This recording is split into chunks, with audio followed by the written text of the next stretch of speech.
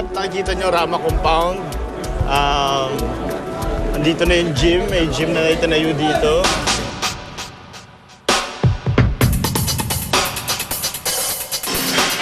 Isang gym ang itinayo para sa buong Ramaklan. Ang magpipinsan, hindi na kailangan lumabas ng compound.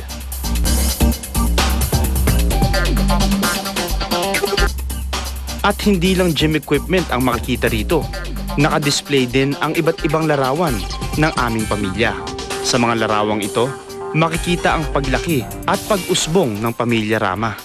Doon ko lang din na-experience yung ganong klaseng pamumuhay ng isang pamilya na hindi sila naghiwa-hiwalay, very close-knit yung family nila at ganda ng relationship nila kasi para sila magbabarkada. Ito na yung bahay. Pero ngayon ginawa na siyang school.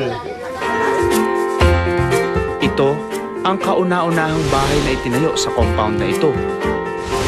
Dito rin sa compound lumaki ang aking mga pinsan dito sa Cebu. Ngayon, isa na itong caregiving at housekeeping school. Tinutulungan nito ang mga mag-aaral na nanggagaling sa mga low-income households. Ito yung grapes vineyard. Dati puro vineyard daw ito. Mahilig daw kasi yung lola at lola sa grapes. So nag-harvest sila ng grapes dito. So hanggang ngayon, meron pa rin naiiwan ng mga vineyards dito sa Rama Compound. Eh, may bunga dito. Dito tuwing kailan po yung harvest ng grapes? Parang ano, yung April, September at December. Tatlong beses mag-harvest sa isang taon. Ang sarap ng feeling kasi ngayon ko lang din na open yung doors dito sa Cebu sa mga viewers, sa mga kapuso natin. Kumbaga ang sarap ng feeling na ma-share ko sa kanila yung Rama side of our family and ma-share din sa kanila yung hometown ko na Cebu. 3 oras ang biyahe mula sa Cebu City papuntang Badjan. Kilala ang Badjan dahil sa kamangha-manghang Kawasan Falls. Dinarayo ito ng mga turista para sa kanyang di karaniwang natural na ganda. Nandito tayo ngayon sa hometown ng family ko, Cebu. At nag-promise ako sa inyo na gagawa tayo ng talagang kakaibang experience dito, kakaibang adventure. Ito na yun.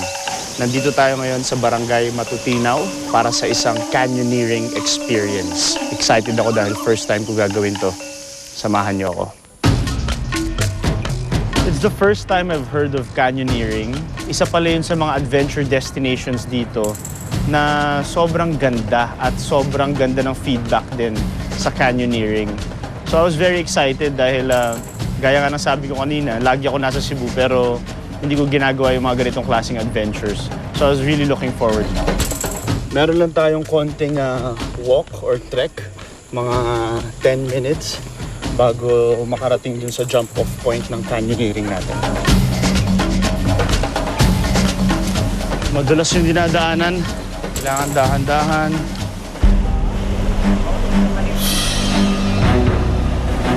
Napadpad ako sa ilog ng Matutinaw.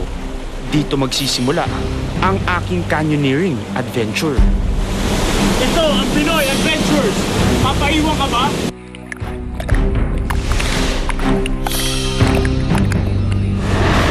Sa sport na ito, hindi lang lakaran o trekking ang involved.